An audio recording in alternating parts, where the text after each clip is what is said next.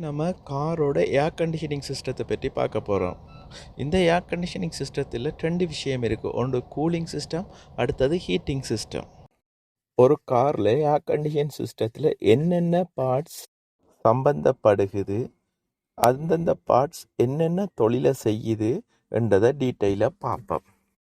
ஒரு காரில் AC system, அதாவது ஏர் கண்டிஷனிங் சிஸ்டத்தை எடுத்துக்கொண்டோம்னா அதை ஃபர்ஸ்ட்டாக ரெண்டு வகையாக பிரிக்கலாம். ஒன்று காருக்குள்ள, அதாவது ஆம்பியன்ட் டெம்பரேச்சர் கூட இருக்கக்குள்ள, உதாரணமாக 27 டிகிரி, 30 டிகிரி, 35 டிகிரிக்கு கூட 40 டிகிரிக்கு கூட போகலாம்.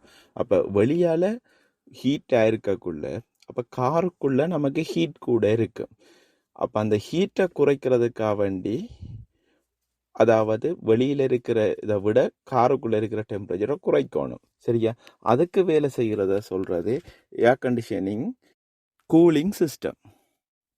அதே நேரம் வெளியில் டெம்பரேச்சர் குறைய இருக்கக்குள்ள, அதாவது அவுட் சைட் டெம்பரேச்சர் குறைய இருக்கக்குள்ள காருக்குள்ளே சரியான கூலாக இருக்கும். அப்போ அந்த காருக்குள்ளே நம்மளுக்கு ஏத்தாப்புல டெம்பரேச்சரை மெயின்டைன் பண்ணுறதுக்கு காருக்குள்ளே டெம்பரேச்சரை கூட்டணும். வெளியில் டெம்பரேச்சர் குறைய இருக்கு, காருக்குள்ளே டெம்பரேச்சர் கூட்டணும். அப்போ இப்படியான கண்டிஷனில் என்ன செய்யணும்னா, நம்மளோட காருக்குள்ள ஒரு ஹீட்டை கொடுத்து தான் டெம்பரேச்சரை மெயின்டைன் பண்ணணும். அப்போ இதுக்கு பயன்படுத்தப்படுறது என்னன்னு சொன்னால் கார் ஹீட்டர் சிஸ்டம், அதாவது காரை ஹீட் பண்ணுற சிஸ்டத்தை கார் ஹீட்டர் சிஸ்டம்னு சொல்லுவோம். சரியா? இப்போ இந்த காரில் கூலிங் சிஸ்டமும் ஹீட்டர் சிஸ்டமும் எப்படி வேலை செய்ய போகுதுன்றதை ஃபஸ்ட்டாக பார்ப்போம். ஹீட்டர் சிஸ்டத்தை எடுத்துக்கொண்டோம்னா அது என்ன நடக்குதுன்னு பார்த்தோம்னா, காருக்குள்ளே டெம்பரேச்சர் குறைய இருக்குது, அதாவது கார் கூலாக இருக்குது. அந்த காரை கூலாக இருக்கிற தன்மையை குறைக்கணும், கொஞ்சம் ஹீட் பண்ணணும். அப்போ அந்த ஹீட்டை கோயில் என்ன செய்யுமாண்டா, கொஞ்சம் வெப்பத்தை காருக்குள்ளே கொடுத்துச்சேண்டா காருக்குள்ளே இருக்கிற வெப்பநிலை கூடிடும், அதாவது குளிர்தன்மை குறைஞ்சிடும். அப்போ காருக்குள்ளே இருக்கிறாக்களுக்கு குளிர் குறைவாக இருக்கும். அப்போ அவங்களுக்கு அதுக்குள்ளே ட்ராவல் பண்ணுறது ஒரு பெரிய விஷயமா இருக்காது. இப்போ இந்த ஹீட்டிங் கோயிலுக்கு எப்படி ஹீட் வருகுதுன்னு பார்த்தோம்னா, என்ஜினில் இருக்கிற கூலன் தான், அதாவது இந்த ஹீட்டர் கோயிலுக்கு ஹீட்டை சப்ளை பண்ண போகுது. அது எப்படி என்று பார்த்தோம்னா, என்ஜின் வேலை செய்யக்குள்ள ஹீட்டை ப்ரொடியூஸ் பண்ணி கொண்டிருக்க போகுது.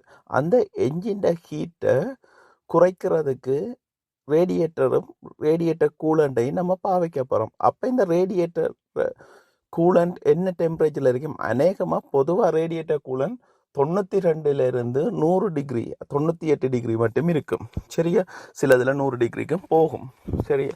அப்போ இந்த ஒரு ஹை டெம்பரேச்சரில் இருக்கிற கூலண்டை ஹீட்டிங் கோயிலுக்குள்ளால செலுத்தக்குள்ள என்ன நடக்க போகுதுன்னா, ஹீட்டிங் கோயில் வெப்பநிலை கூட போகுது.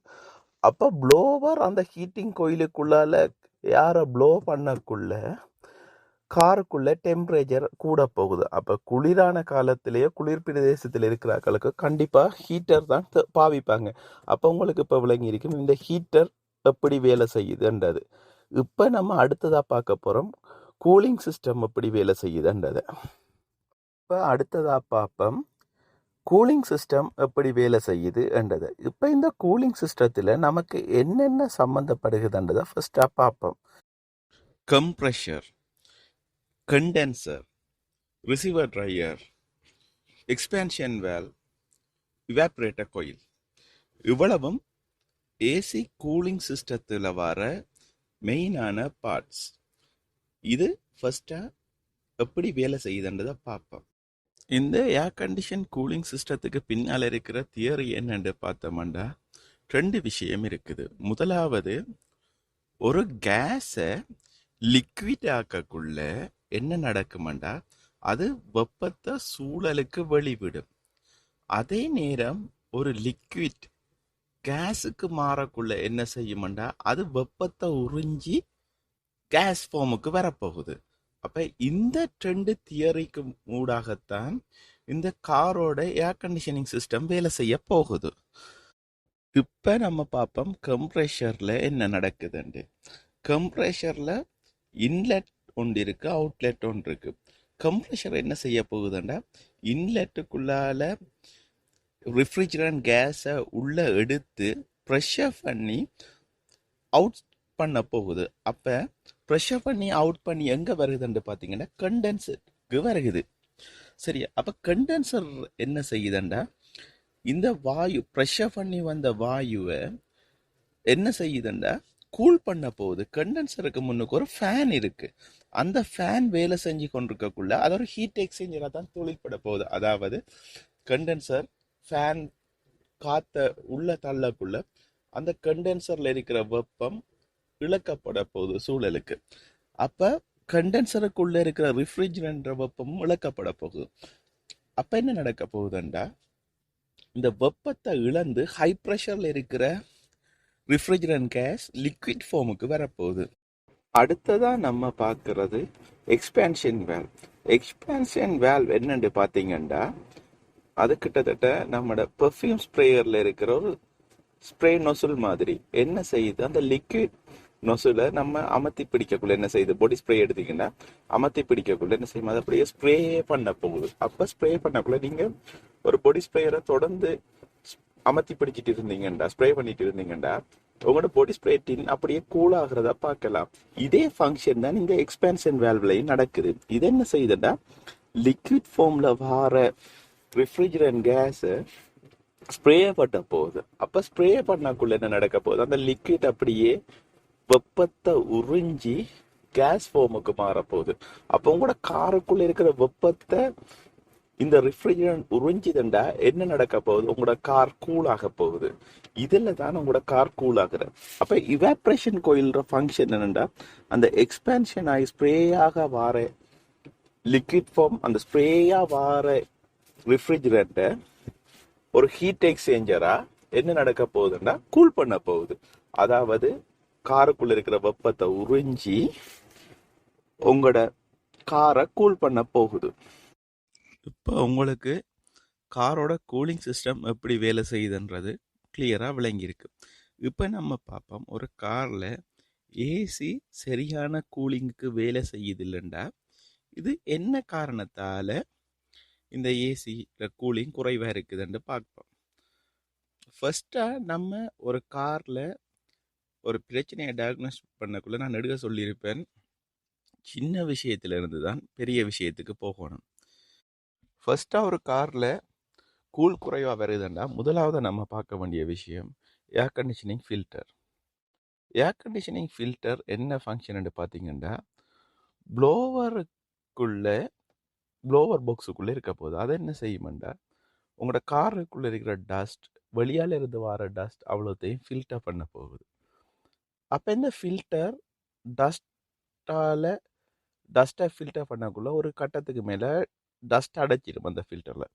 அப்போ அந்த ஃபில்டரில் டஸ்ட் அடைச்சிதுண்டா, ப்ளோவர் வேலை செய்யக்குள்ள ப்ளோவர்ற ஃபங்க்ஷனுக்கு ஏற்றாப்புல காற்றை உள்ளே விடாது. அப்போ இதாலையும் உங்களோட கூலிங் எஃபெக்ட் குறைய போகுது. அப்போ முதலாவதாக நம்ம பார்க்கணும் ஏசி ஃபில்டர் என்ன மாதிரி இருக்குன்னு. ரைட், இப்போ ஏசி ஃபில்டரை பார்க்க, ஏசி ஃபில்டர் பிரச்சனை இல்லை. பிரச்சனை இருந்துச்சுன்னா க்ளீன் பண்ணி போட்டு இல்லாட்டி புது ஃபில்டரை மாற்றி போட்டு பார்க்குற கூல் ஆகுதா இல்லையாண்டு. சரி, நீங்கள் இப்போ அதை கிளியர் பண்ணிட்டீங்க, ஃபில்டர் மாற்றிட்டீங்க, இல்லாட்டி உங்களோட ஃபில்டரில் டஸ்ட் இல்லைன்னு வைப்போம். அதுக்கு பிறகும் கூலிங் குறைவாக இருக்குதுன்னா நம்ம அடுத்த ஸ்டெப்பாக பார்க்கணும், கண்டென்சர் என்ன மாதிரி இருக்குன்னு. கண்டென்சரில் 2 விஷயத்தை நோட் பண்ணணும். கண்டென்சர் ஃபேன் சரியான ஸ்பீடில் வேலை செய்யுதா, அடுத்த விஷயம் கண்டென்சரில் டஸ்ட் பிடிச்சிருக்கா. கண்டென்சரில் டஸ்ட் பிடிச்சிருந்தாலும் அதில் கூலிங், அதாவது ஹீட் எக்ஸ்சேஞ்சராக வேலை செய்கிறது, ஹீட் எக்ஸ்சேஞ்ச் பண்ணுற தன்மை குறையும். அப்போ அதாலையும் கூலிங் எஃபெக்ட் பாவிக்க போகுது. அப்போ கண்டென்சரில் டஸ்ட் இருந்தால் அதை வடிவாக க்ளீன் பண்ணி கழுவி போட்டு, சரி ஃபேனை பார்ப்போம், ஃபேன் ஸ்பீடும் ஓகே, சரி அப்போ அதுவும் ஓகேண்டா ரெண்டாவது விஷயம் கிளியர். அடுத்ததாக பார்க்க வேண்டிய விஷயம் கம்ப்ரெஷர். கம்ப்ரெஷரில் ஒன்று சக்ஷன் சைட், அடுத்தது ப்ரெஷர் சைட்.